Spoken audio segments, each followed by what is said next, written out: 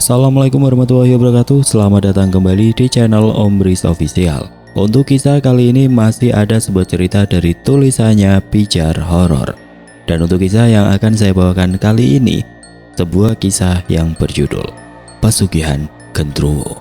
Sebelum kita lanjut ke ceritanya, tekan dulu tombol like video ini dan jangan lupa tekan juga tombol subscribe channel ini. Nyalakan juga lonceng notifikasinya agar tidak ketinggalan cerita-cerita lainnya. Dan seperti apa untuk kisah kali ini? Langsung saja kita masuk ke ceritanya.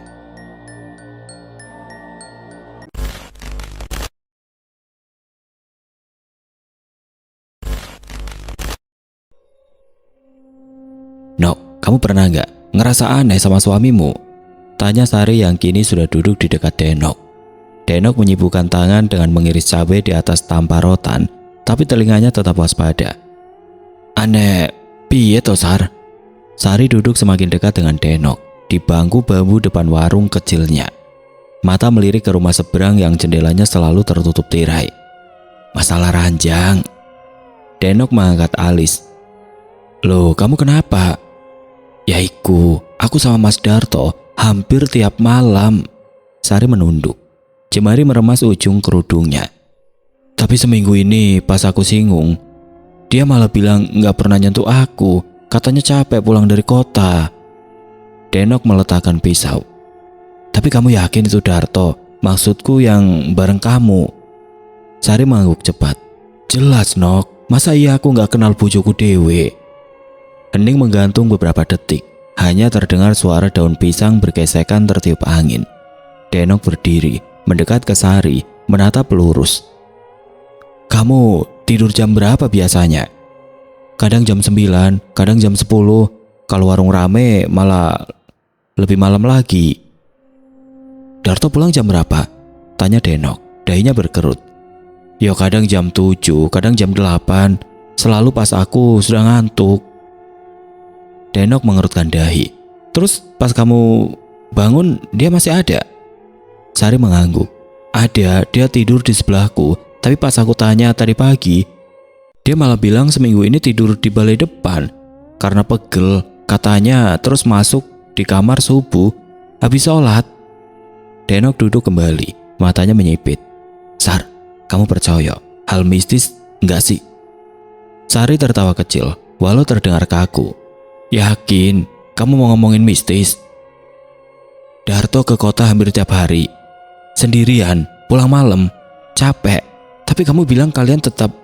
Ya itu, tapi dia sendiri bilang gak nyentuh kamu. Iya. Denok bersandar, tangan menopang kepala. Jangan-jangan ini urusan Wewe Gombel. Sari langsung menoleh. Apa maksudmu? Kamu tahu pesugihan jenis itu yang katanya bisa bikin dagangan laris, tapi harus kasih tumbal perempuan biasanya istri sendiri. Tapi perempuan itu gak sadar, dia ngerasa disetubui suaminya, padahal yang datang bukan manusia. Sari tertawa, kali ini lebih keras. Mas Darto itu gak percaya begituan. Dengar cerita tuyul aja gak percaya, apalagi tentang Wewe Gombel dan sejenisnya. Justru yang kayak begitu biasanya rentan, gak sadar udah diajak perjanjian. Dia gak pernah nyentuh yang aneh-aneh Nok. Dia ke pasar pagi, beli bawang, cabai, beras, pulang sore, lanjut bantu di warung. Kalau capek tidur, itu aja sih. Denok diam, tapi matanya menunjukkan sesuatu yang Sari tidak tahu. Aku bisa buktiin, gak ada yang aneh di rumah, semua biasa saja. Wajah Sari terlihat kesal dengan tuduhan Denok. Kamu yakin mau buktiin? Denok bersandar ke belakang, kursi bambunya berderit. Kadang, kalau kita makin yakin, justru makin mudah ditipu. Sari bangkit berdiri. Aku bakal buktiin. Lek Mas Darto bukan pelaku pesugihan. Yo wis kono, aku pengen ngerti, emang tenanan bojomu iku bukan pelaku pesugihan. Sari dengan langkah kesal meninggalkan warung Denok. Sepanjang perjalanan tidak hanya masalah sosok yang menjadi pikirannya, tapi tentang ucapan Denok yang menuduh Darto melakukan ritual pesugihan. 3 hari kemudian Sari merasa ada yang ganjal.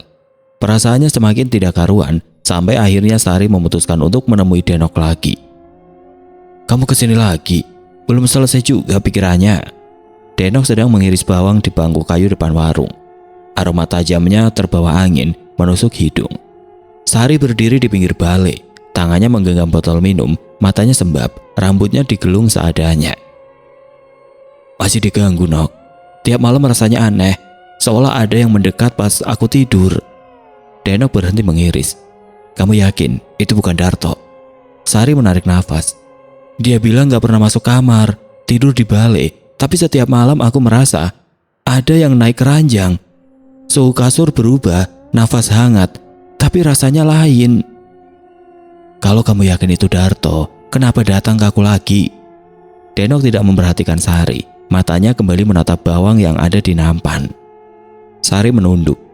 Karena logika aku gak bisa nerima semua ini, tapi badanku ngerasa lain. Kadang pas pagi lenganku lebam. Aku tanya ke Mas Darto, dia cuma bilang mungkin aku salah tidur.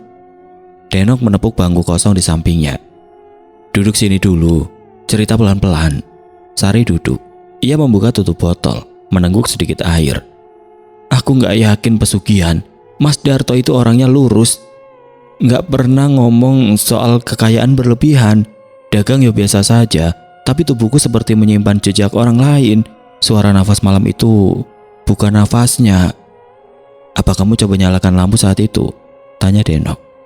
Pernah, tapi lampunya mati sendiri. Seperti diputus dari dalam. Denok bergumam. Tiap malam begitu? Enggak sih, kadang 2 hari normal, lalu besoknya muncul lagi. Denok berdiri, berjalan ke belakang warung. Ia kembali membawa seikat daun kelor dan segelas air putih. Besok malam, coba letakkan ini di bawah bantal, lalu bacakan doa sebelum tidur. Sari memandangnya ragu. Kamu pikir ini hal mistis? Aku cuma pikir, mungkin kamu perlu bukti lain. Sari memeluk daun kelor itu ke dadanya. Kalau memang bukan Mas Darto, terus sopo yo yang tidur sama aku seminggu ini? Denok menatapnya lama. Itu yang harus kamu temukan sendiri. Lagi-lagi pikiran Sari kembali terpecah. Ia terus berpikir apa mungkin Darto melakukan ritual pesugihan dan rela menjadikan dirinya sebagai tumbal. Malamnya Sari menyelipkan daun kelor di bawah bantal. Ia menyalakan lilin kecil di sudut kamar, lalu berbaring. Jantungnya berdebar, telinganya menangkap suara dari luar. Daun pohon gesek-menggesek, tikus berlarian di atas ternit. Jam berdetik, 5 menit, 10 menit, lalu suara langkah mendekat dari arah ruang tengah, berat, lambat. Pintu berderit, cahaya lilin menari-nari di dinding, sosok besar tiba-tiba masuk. Sari memejamkan mata, tubuhnya tegang, nafas tertahan, kasur bergoyang sedikit. Nafas hangat terasa di tengkuk, tapi kali ini berbeda. Aroma tubuhnya asing, bukan keringat yang dikenalnya. Lalu sunyi, tiba-tiba lilin mati sendiri. Sari membuka mata, kamar gelap, tapi ia tahu seseorang masih ada di ranjang. Tangannya meraba bawah bantal, menggenggam daun kelor. Ia berbisik pelan, membaca doa dalam hati. Tubuh di sampingnya perlahan menjauh, kasur kembali datar, pintu terbuka sendiri, langkah kaki menjauh. Sari tidak tidur malam itu, ia hanya menatap langit-langit, hingga cahaya pagi menyelinap lewat ventilasi. Pagi hari Sari datang lagi ke warung Denok. Daun itu ngusir dia, ucapnya pelan. Denok menyodorkan teh hangat. Berarti kamu percaya sekarang? Belum, aku masih yakin Mas Darto gak terlibat, tapi jelas itu bukan dia yang bersamaku. Denok meminum tehnya.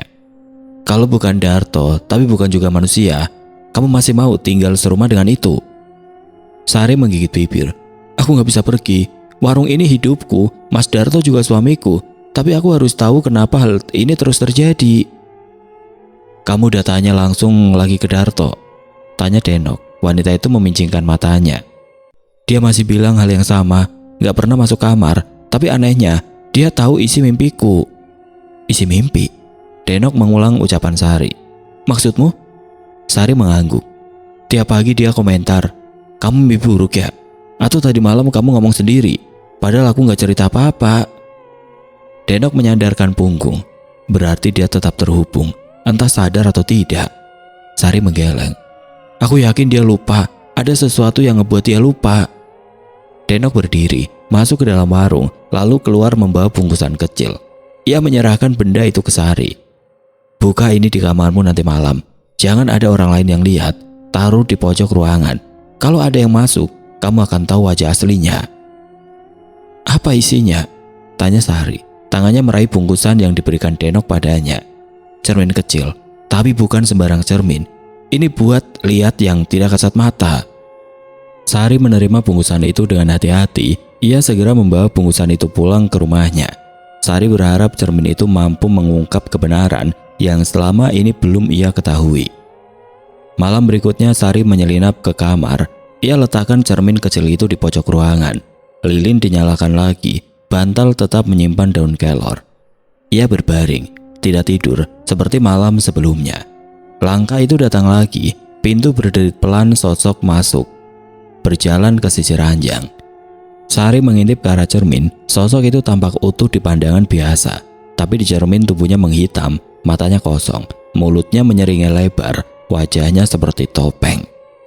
Sari menahan jeritan. Sosok itu menatap ke arahnya, lalu mendekat. Cermin tiba-tiba retak, lilin padam. Sari memejamkan mata, menggenggam daun kelor, berbisik dalam hati. Sosok itu berhenti, kemudian perlahan menjauh. Pintu terbuka sendiri. Ketika pagi tiba, Sari menemukan cermin itu pecah di lantai, tapi sesuatu tertinggal di permukaannya, bekas sidik jari besar seperti tangan raksasa. Ia membawa cermin itu ke Denok. Denok menatapnya lama. "Itu bukan sosok biasa, tapi dia terikat dengan Darto." "Aku tahu." "Kamu masih yakin Darto tidak melakukan apa-apa?" tanya Denok, kali ini dengan wajah berbeda, sedikit cuek dan tidak peduli. Sari diam lama, lalu berkata pelan, "Aku tahu dia tidak sadar." Denok mengangguk. "Kalau begitu, waktunya kamu buktikan ke dia. Ajak dia tidur di kamar malam ini." Sari menggenggam pecahan cermin itu erat. "Kamu bikin pesugihan ya, Mas?" tanya Sari yang sudah berdiri di hadapan Darto.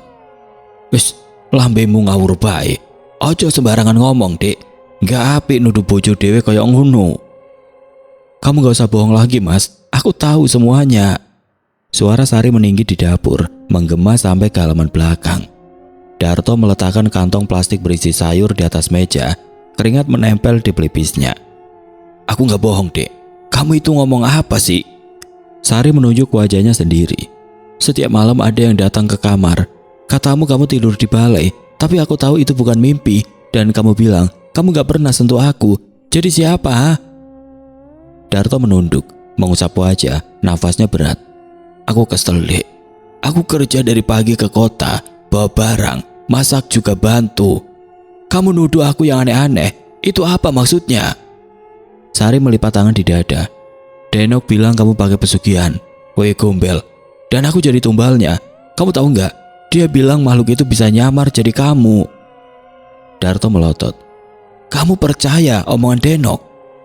"Aku percaya apa yang badanku rasain. Aku percaya apa yang mataku lihat di cermin itu malam itu. Kamu pikir aku bohong?" Suara Sari semakin meninggi. Matanya menatap tajam ke arah Darto. Dadanya naik turun karena emosi yang mulai tidak terkendali. Darto mendekat. Suaranya pelan tapi tegas. "Dek, aku bersumpah, aku gak pernah nyentuh hal-hal kayak begitu. Aku takut sama kayak gituan. Aku cuma kerja, usaha, warung laris karena kita kerja keras, bukan karena pesugihan." "Tapi kamu selalu pulang malam. Kamu gak pernah mau tidur sekamar. Kamu selalu bilang capek. Dan kamu gak pernah tahu apa yang terjadi di kamar ini malam-malam." Darto membuang nafas kasar. Ia berjalan ke kursi, duduk. Tangannya gemetar. "Aku pulang malam karena belanja di kota itu makin susah. Aku tidur di balai karena keringetan. Takut ganggu kamu. Aku bukan orang jahat, Dek." Sari menatap suaminya, matanya merah. "Kalau gitu, ikut aku ke Ustadz Hasan. Kita tanya langsung. Kalau kamu jujur, kenapa takut?" Darto mendongak. "Sekarang kamu ngajak aku ke Ustadz segala. Demi apa?" "Demi warasnya aku. Demi tenangnya tidurku. Aku gak bisa gini terus, Mas. Aku butuh penjelasan, bukan alasan." "Ya wis, sesok-esok. Ayo, nang Ustadz Hasan." Tanpa menunggu jawaban, Darto segera meninggalkan rumah. Pagi berikutnya mereka berjalan berdua ke rumah Ustadz Hasan yang terletak di ujung desa. Langit mendung, angin bertiup pelan. Jalanan tanah becek usai hujan semalam. Darto diam saja sepanjang jalan. Sari juga tidak bicara. Sesekali hanya bunyi sendal mereka menginjak becek yang terdengar. Sampai di depan rumah bercat putih sederhana, Sari mengetuk pintu pelan. Tidak lama pintu dibuka. Seorang lelaki tua bersorban putih tersenyum ramah. "Assalamualaikum." Suara Sari dan Darto menggema bersamaan. "Waalaikumsalam," jawab seseorang dari dalam rumah. "Masya Allah, Darto, Sari, silakan masuk." Mereka duduk di ruang tamu. Udara dalam rumah sejuk. Bau kayu dan minyak kayu putih terasa. Ustadz Hasan menuang air putih ke dalam gelas dan menyodorkannya. "Ada apa pagi-pagi begini datang ke rumah saya?" Sari menoleh ke Darto. Darto hanya mengangguk pelan. Maka Sari mulai bercerita tentang malam-malam aneh itu, tentang sosok yang muncul di kamar, tentang cermin, tentang lilin yang padam, dan tentang tuduhannya pada suaminya sendiri. Ustadz Hasan menyimak dengan tenang, tidak menyela, hanya kadang mengangguk pelan. Setelah selesai, Ustadz menatap Darto. "Kamu merasa dituduh, tapi kamu juga tidak tahu apa-apa. Apa kamu tidak pernah merasa mimpi aneh atau merasa tidak utuh saat bangun?" Darto mengernyit. "Kadang saya bangun dan merasa sangat lelah, padahal saya tidur cuma sebentar. Tapi saya pikir karena kerjaan, Ustadz." "Pernah kamu merasa seperti tidak tahu kamu tidur di mana malam sebelumnya?" Darto mengangguk lambat. "Sering. Saya pikir saya tidur di balai, tapi pas bangun ada di ruang tengah. Saya kira karena ngelindur." Ustadz Hasan meletakkan gelasnya. "Mungkin kamu bukan pelaku, Darto. Tapi bisa jadi kamu jadi pintu." "Pintu, Ustadz?" tanya Darto penasaran. "Ada kalanya makhluk halus menumpang hidup pada orang yang lelah jiwanya, yang pikirannya kosong, yang tubuhnya rapuh karena beban. Mereka bisa menyamar, bahkan mengambil bentuknya." Sari menggenggam lututnya. "Lalu makhluk itu?" Ustadz Hasan menatapnya dalam. "Dia tidak datang sendiri. Ada alasan dia memilih rumahmu. Ada celah yang terbuka, bisa dari kamu, bisa dari Darto, bisa dari benda." "Tapi saya nggak pernah punya benda aneh, Ustadz," ujar Darto buru-buru. "Coba ingat-ingat, kamu pernah diberi apapun dari orang yang tidak kamu kenal, dari kota atau dari pasar?" Darto diam. Lalu wajahnya berubah. "Kayaknya enggak, Ustadz. Semua normal-normal saja." Ustadz Hasan berdiri. "Kalau gitu bagaimana jika sekarang kita ke warungmu?" "Nggih, monggo Pak Ustadz." Darto mengangguk. Mereka bertiga akhirnya berjalan ke arah warung Darto. "Niki Pak Ustadz, warungnya di sini," kata Darto sambil membuka pintu kayu yang sudah mulai lapuk. Ustadz Hasan mengangguk pelan. Sorot matanya tajam mengamati sekeliling warung yang tampak biasa saja. Rak-rak kayu berisi bahan makanan, ember plastik berisi telur, dan bau khas dari bumbu dapur memenuhi udara. Sari berdiri tidak jauh dari mereka, tangannya menggenggam ujung kerudungnya. Wajahnya masih menyimpan amarah dan kebingungan. Tatapan matanya sesekali menyapu Darto, penuh curiga. Ustadz Hasan berkeliling, menyusuri sudut-sudut warung tanpa suara. Ia menghampiri bagian belakang rak, lalu mendekati tempat penyimpanan beras. Tangannya menyibak karung-karung yang tersusun rapi. Tiba-tiba ia berhenti, tangannya menyentuh sesuatu di pojok ruangan. Di bawah karung yang agak menjorok keluar, ia menariknya pelan. Sebuah bungkusan kain hitam muncul, terikat dengan benang merah. "Astagfirullah," suara Ustadz Hasan memecah keningan yang sejak tadi menggantung. Sari menutup mulutnya, melangkah mundur. Darto menatap bingung. "Napa iku Pak Ustadz?" tanya Darto. Ustadz Hasan tidak langsung menjawab. Ia membuka kain itu perlahan. Di dalamnya ada boneka kecil dari jerami, seikat rambut panjang, dan selembar kertas lusuh dengan tulisan aksara kuno yang sudah memudar. "Ini bukan benda biasa," ucap Ustadz Hasan pelan. Suaranya berat. "Ini kiriman dari seseorang. Benda ini bentuk perjanjian untuk pesugihan. Tapi bukan wewe gombel seperti yang kalian pikirkan. Ini lebih jahat. Ini perjanjian dengan genderuwo." Sari mendadak pucat. "Genderuwo? Tapi itu berarti..." Ia memandang Darto tajam, seperti ingin memastikan semuanya. "Jadi benar, kamu bohong. Kamu pakai pesugihan ini buat larisan warung dan aku tumbalnya." Darto mengangkat tangannya. "Demi Allah, Dek, aku nggak tahu apa-apa soal itu. Kamu pikir aku tega nyakitin kamu? Aku capek kerja, bolak-balik ke kota buat belanja. Masa kamu gak percaya?" Cukup, jangan saling tuduh dulu. Aku tahu kalian bingung dan marah, tapi benda ini bukan milik Darto. Aku sudah lihat pola energinya. Ini dipasang diam-diam, bukan dipanggil oleh pemilik warung. Ada niat jahat dari orang lain. Orang lain? Gumam Sari lirih, nyaris seperti sebuah bisikan. Seseorang yang ingin menghancurkan kalian berdua, rumah tangga kalian, sekaligus ingin ikut meraih kekayaan dari pesugihan itu dengan menjadikan Sari sebagai tumbalnya. Sari dan Darto saling pandang. Mata Sari memerah. Darto menarik nafas panjang, seperti menahan sakit yang terlalu lama ia pendam. Jadi, warung ini laris karena bantuan setan? Tanya Darto pelan. Bantuan setan yang bukan kamu minta, tapi dipasangkan oleh orang lain. Jawab Ustadz Hasan tegas. Makhluk itu memakan energi dari Sari, karena itu kamu merasa seperti selalu. Ustadz Hasan menatap Sari, tidak melanjutkan. Sari mengangguk pelan, memahami maksud sang Ustadz. Siapa yang bisa tega, Pak Ustadz? Saya gak punya musuh, kami cuma pedagang kecil. Ustadz Hasan menatap mereka berdua. Kadang niat jahat itu datang dari orang yang paling dekat, dengki, iri, atau rasa cinta yang ditolak. Aku akan bantu bersihkan warung ini, tapi kalian harus tetap kuat. Jangan sampai kalian berdua pecah karena pengaruh buruk ini. Sari memeluk tubuhnya sendiri. Ia merasa dingin. Suara di luar warung, deru motor lewat, obrolan warga, semua terdengar seperti gemah jauh yang asing. 1 minggu penuh ia curiga pada suaminya, merasa tubuhnya bukan miliknya sendiri. Sekarang ia tahu, semua karena benda kecil di balik karung beras. Darto mendekat, menyentuh lengan istrinya pelan. Aku minta maaf kalau kamu ngerasa aku bohong, Dek. Tapi aku gak pernah niat jahat. Aku cuma mau kita hidup cukup. Sari menoleh perlahan, lalu mengangguk. Aku juga minta maaf, Mas. Aku terlalu percaya omongan orang, padahal kamu udah jelas capek setiap hari. Ustadz Hasan mulai membaca doa. Ia mengangkat benda-benda itu ke dalam kain putih dan mengikatnya. Setelah selesai ia berdiri dan menatap mereka. Kalian harus bersih juga. 3 hari lagi kita buat pengajian kecil, biar semua kembali suci. Dan satu lagi, jangan cerita ke orang lain dulu. Biarkan aku cari tahu siapa yang pasang benda ini. Darto mengangguk. Sari menarik nafas dalam-dalam. Di luar angin mulai bertiup kencang, daun-daun kering berterbangan di jalanan. Warung Sari dan Darto masih berdiri seperti biasa, tapi di dalamnya sesuatu sudah berubah. Bukan hanya benda mistis yang dikeluarkan, tapi juga prasangka, rasa takut, dan keretakan yang hampir membunuh cinta mereka. Malam itu warung Sari dan Darto sudah dipenuhi beberapa orang yang akan mendoakan mereka. Lampu-lampu dipasang lebih terang dan dupa harum dibakar pelan. Di ruang tamu Ustadz Hasan menyalakan kemenyan dan bersikir perlahan. Sari duduk bersimpuh di samping Darto, saling menggenggam tangan.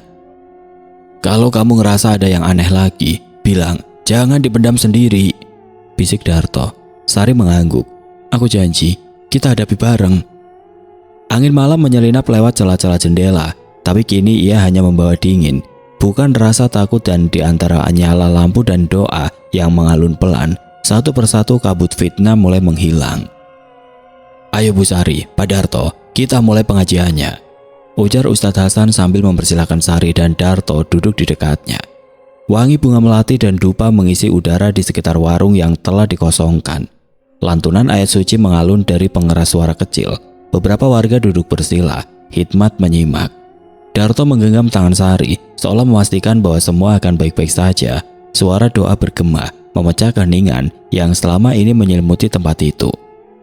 3 hari setelah penemuan bungkusan hitam, pengajian digelar sebagai bentuk pembersihan. Ustadz Hasan memimpin doa, beberapa orang membakar kemenyan, sementara lainnya mengelilingi warung dengan air doa yang dipercikan ke setiap sudut bangunan. Semoga tidak ada lagi gangguan dan warung ini diberkahi, ujar Ustadz Hasan seusai pengajian. Warga yang hadir mengangguk pelan, sebagian beranjak meninggalkan warung dengan rasa lega. Sari menatap langit, awan sore bergerak lambat, hatinya terasa lebih ringan. Mas, kamu yakin semua akan baik-baik saja? Bisik Sari sambil menyenderkan kepalanya ke bahu Darto. Aku yakin, Dek, kita sudah berusaha, tinggal percaya dan menjaga satu sama lain, jawab Darto tenang. Kehidupan perlahan kembali normal, pelanggan datang seperti biasa. Tidak ada lagi bisik-bisik aneh, tidak ada lagi mimpi buruk. Sari kembali menata rak-rak warung, sesekali melayani pembeli dengan senyum. Darto lebih sering di rumah membantunya. Namun pagi itu tiba-tiba kegaduhan datang dari arah seberang. Mbak Denok, Le Sugeng pingsan!" teriak seorang anak kecil dari arah lapak bakso. "Pingsan? Duh Gusti, ayo, antar aku pulang." Denok segera berlari ke arah rumahnya yang terletak di belakang warung. Sari yang sedang menata telur asin langsung menoleh. Darto buru-buru menyusul dari dapur. Di seberang jalan kerumunan kecil sudah terbentuk. Sugeng tergeletak di lantai tanah. Nafasnya tersegal, keringat dingin membasahi wajahnya. Denok panik, mencoba menyadarkannya. "Mas Sugeng, Mas, bangun Mas." Denok mengguncang tubuh suaminya. Darto segera membantu mengangkat tubuh Sugeng ke tempat tidur. "Bawa ke puskesmas saja, Dek," ucap Darto. Namun Sugeng tiba-tiba membuka mata, matanya merah, nafasnya terengah, lalu tertawa pelan. "Aneh, dia datang, dia minta darah," gumam Sugeng sambil menatap langit. Matanya penuh rasa ketakutan, tubuhnya bergetar. Denok memeluk suaminya, tubuhnya gemetar. "Mas, ngomong apa sih? Jangan bikin aku takut." Sari menatap mereka, ada rasa tidak nyaman merayap di benaknya. Pemandangan itu mengingatkannya pada keganjilan yang dulu ia rasakan. "Mas, kamu lihat?" Darto mengangguk. Sugeng berubah, seperti orang lain. Hari itu warung bakso tidak buka. Malamnya suara aneh terdengar dari rumah Denok. Jeritan, tawa lirih, goresan di dinding. Sari yang tinggal beberapa meter dari sana tidak bisa tidur. Pagi harinya Denok datang ke warung Sari. Matanya sembab, wajahnya kusut. Aku gak ngerti harus cerita ke siapa lagi, Sari." Denok menangis, matanya sembab karena air mata yang terus jatuh sejak kemarin. Sari duduk di depannya menyeduhkan teh hangat. "Sugeng aneh, Sari. Dia bicara sendiri. Dia bilang sesuatu sudah masuk ke rumah kami. Katanya ada perjanjian. Aku gak ngerti. Tapi tadi malam dia jalan ke belakang rumah, lalu menggali tanah. Aku ikuti dan aku nemu..." Denok menggigit bibirnya. "Nemu apa, Nok?" tanya Sari penasaran. Mata Sari melirik ke arah Darto yang ada di dalam warung. Bungkusan kain hitam. Di dalamnya ada rambut, potongan kuku dan fotomu dan Darto." Sari terdiam. Darto yang sedari tadi mendengar dari balik rak, maju mendekat. "Apa maksudnya ini?" Denok menangis. "Aku gak tahu, tapi aku takut Mas Sugeng yang sekarang bukan Mas Sugeng yang dulu. Dia kerasukan atau apa, aku gak ngerti. Tapi dia juga ngaku. Dia bilang, dia cemburu sama kalian. Katanya dia pengen warungnya laku kayak punyamu. Dia bilang, dia cari jalan lain." Sari meremas gelas di tangannya. Uap teh naik perlahan. "Kita harus panggil Ustadz Hasan," bisik Darto. Hari itu juga mereka menemui sang Ustadz. Mendengar cerita Denok, wajah Ustadz Hasan mengeras. "Perjanjian sudah dibuat dan tidak semua orang tahu dengan siapa mereka berjanji. Ini bisa lebih berbahaya dari yang kalian alami." "Bisa diselamatkan, Ustadz?" tanya Denok dengan suara nyaris tidak terdengar. "Bisa, tapi tidak mudah. Banyak yang harus dihadapi. Pengaruh makhluk itu kuat dan kadang bisa menular." Denok menunduk. Tangan Sari meraih bahunya, mengusap pelan. "Kamu gak sendirian, Nok. Kita sama-sama bantu Sugeng." Malam itu rumah Denok diselimuti asap dupa dan doa. Sugeng diikat halus di kursi rotan, tubuhnya masih gemetar. Ustadz Hasan membaca ayat demi ayat, sementara Darto dan dua warga lain menjaga di sekitar. Teriakan menggema dari mulut Sugeng, matanya melotot, lidahnya menjulur, lalu menangis seperti anak kecil. "Aku cuma pengen warung ramai, aku pengen kaya, aku pengen Sari." Suara itu bukan lagi suara Sugeng, suaranya berat, bergema. Denok menjerit dan memeluk Sari. Ustadz Hasan terus melafalkan ayat-ayat. Pelan-pelan Sugeng ambruk, nafasnya terengah, tubuhnya basah oleh keringat, matanya menatap kosong ke langit-langit. Sudah pergi." Selang beberapa hari, "Tolong aku gak kuat lagi," teriak Sugeng sambil meronta-ronta di dalam rumahnya. Orang-orang mulai berkumpul, tubuh Sugeng basah oleh keringat, matanya membelalak, bola matanya bergerak cepat tidak tentu arah. Denok berusaha menahannya, namun pria itu lebih kuat dari biasanya. "Mas Sugeng, istighfar Mas, astagfirullah," seru Denok panik, air matanya menetes semakin deras. Sugeng menggeliat di tanah, mulutnya mengeluarkan busa putih. Dari kejauhan suara ibu-ibu terdengar memanggil anak-anak mereka untuk tidak mendekat. "Tolong panggil Ustadz Hasan, cepat!" teriak salah satu warga. Kaki dan tangan Sugeng menegang, tubuhnya melengkung seperti ditarik paksa oleh sesuatu yang tidak kasat mata. Ia mengerang, suaranya berubah berat seperti berasal dari tenggorokan yang sangat dalam. "Aku lapar, aku mau daging." Denok mundur beberapa langkah, wajahnya pucat, matanya berkaca-kaca. "Mas, jangan begini, aku mohon, kamu sadar mas," lirihnya sambil menutup mulut. Beberapa pria mencoba menahan tubuh Sugeng, tapi pria itu mengamuk seperti kesetanan. Ustadz Hasan tiba dengan beberapa orang santri. Ia membawa tasbih, air mineral dalam botol, dan seikat daun bidara. "Bismillah, warga tenang, jauhkan anak-anak, bantu saya menahan dia," kata Ustadz Hasan tenang. 4 orang laki-laki dewasa berlutut di sekitar Sugeng. Mereka menggenggam erat tangan dan kaki Sugeng. Ustadz Hasan mulai membacakan ayat-ayat Al-Quran. Suara bacaan itu mengalun, mantap, menusuk ke dalam. Sugeng berteriak, suaranya memekakkan telinga, tubuhnya menggeliat seperti ular kepanasan. "Sakit, berhenti, jangan bacakan itu, aku tidak suka." "Keluar kau, makhluk terkutuk, ini bukan tempatmu," saut Ustadz Hasan sambil memercikan air ke wajah Sugeng. Sugeng menjerit, kepalanya menoleh tiba-tiba ke arah Denok, matanya melotot dengan urat-urat leher menegang. "Kau yang membawa aku ke sini, kau." Denok menangis, ia menutupi wajahnya dengan kerudung, tubuhnya gemetar, salah satu warga memeluknya dari belakang. "Sabar Denok, ini semua akan selesai. Percaya sama Ustadz," bisik perempuan itu. Ustadz Hasan terus membaca doa. Tangannya meremas tasbih. Sugeng kembali kejang. Tangannya mencakar tanah, kukunya berdarah, tapi ayat-ayat itu terus mengalun, bergema di sekitar halaman rumah mereka.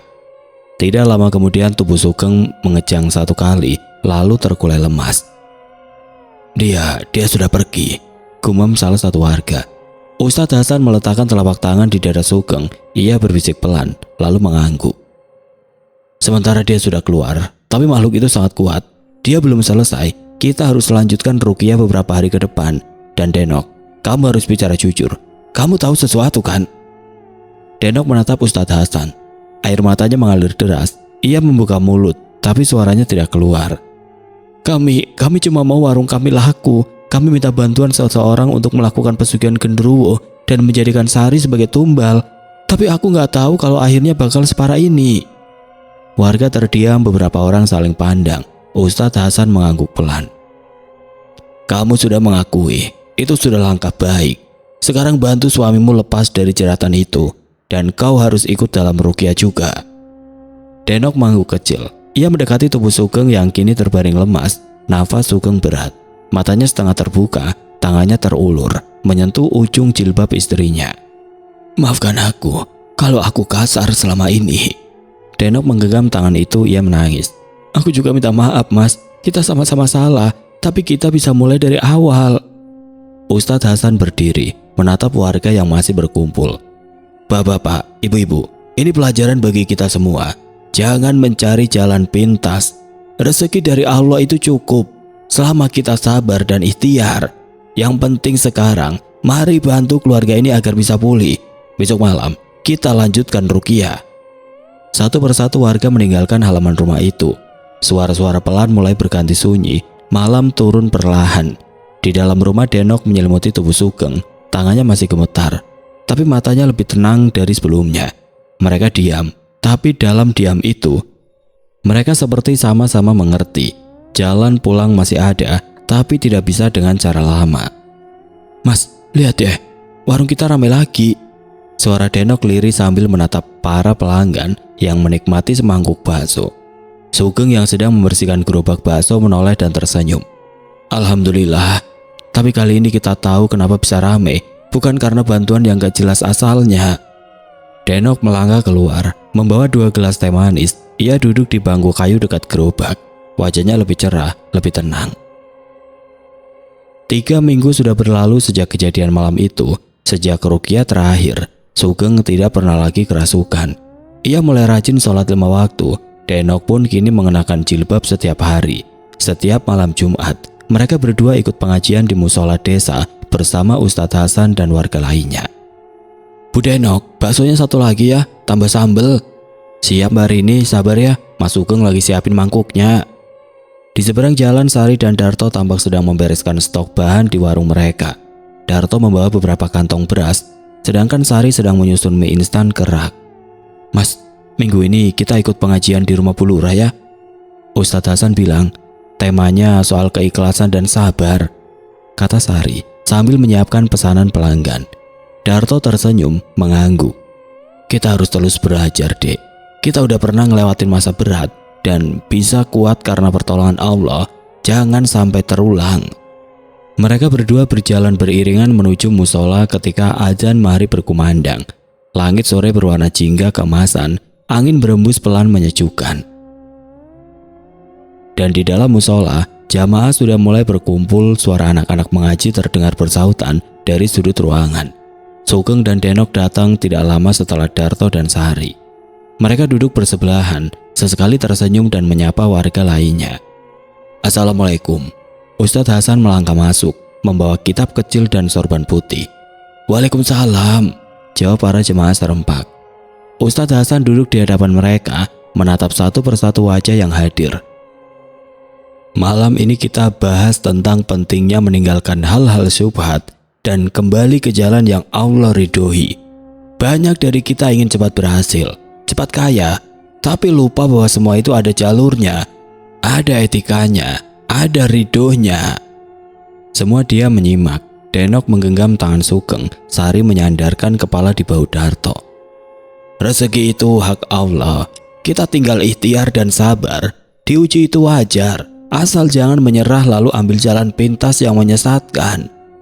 Ingat, godaan dunia itu manis di awal, tapi pahit di akhir. Sebaliknya, jalan sabar itu mungkin pahit di awal, tapi manis di akhir. Beberapa jamaah mengangguk, mata Sari berkaca-kaca. Denok menarik nafas dalam, menahan gejolak di dadanya. Bagi yang sudah kembali ke jalan lurus, jangan pernah merasa terlambat. Allah Maha Pengampun, asal kita benar-benar bertobat dan berubah, maka hidup kita akan lebih tenang dan penuh berkah. Selesai pengajian, warga bertegur sapa, saling mendoakan. Anak-anak berlarian tertawa. Udara malam hangat dengan semangat baru. Denok dan Sugeng berjalan beriringan pulang. Di belakang mereka Darto dan Sari tertawa kecil, membicarakan menu baru untuk warung. Mas, gimana kalau minggu depan kita sedekah bakso ke anak-anak ngaji? Tanya Denok. Sugeng menoleh. Bagus itu, aku setuju. Rezeki kita udah cukup sekarang, saatnya berbagi. Di rumah mereka duduk di ruang tamu. Ada sajadah terhampar, musyaf di atas meja kecil. Sebelum tidur mereka sholat isya berjamaah, sesuatu yang dulu nyaris tidak pernah mereka lakukan. Sari dan Darto juga melakukan hal yang sama. Setiap malam kini terasa lebih tenang. Darto tidak lagi ke kota terlalu sering. Mereka membagi tugas, saling mendukung. Aku seneng Mas, kita bisa dekat lagi kayak dulu. Gak ada rahasia, gak ada curiga, kata Sari saat mereka berdua duduk di teras. Darto meraih tangan istrinya. Kita belajar dari yang kemarin. Kalau kepercayaan rusak, semua ikut rusak.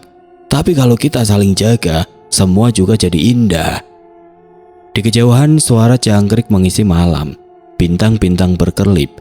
Desa Telaga kembali damai. Tidak ada lagi ketakutan. Tidak ada lagi desas-desus pesugihan. Mereka tidak hanya memperbaiki warung dan gerobak, tapi juga memperbaiki diri, hati, dan hubungan dengan Sang Pencipta.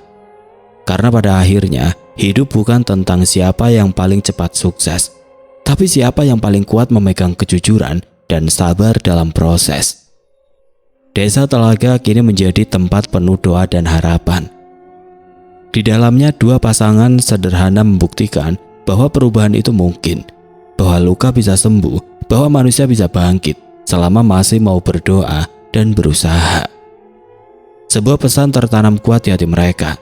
Rezeki yang berkah datang dari jalan yang benar dan keluarga yang kuat dibangun bukan dari harta, tapi dari cinta, kejujuran, dan doa yang tidak putus-putus.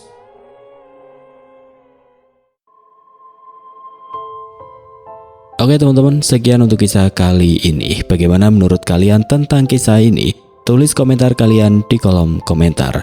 Dan buat teman-teman yang baru bergabung, jangan lupa untuk like, komen, share, serta subscribe channel ini. Dan jangan lupa nyalakan juga lonceng notifikasinya agar tidak ketinggalan cerita-cerita lainnya. Dan akhir kata, wassalamualaikum warahmatullahi wabarakatuh.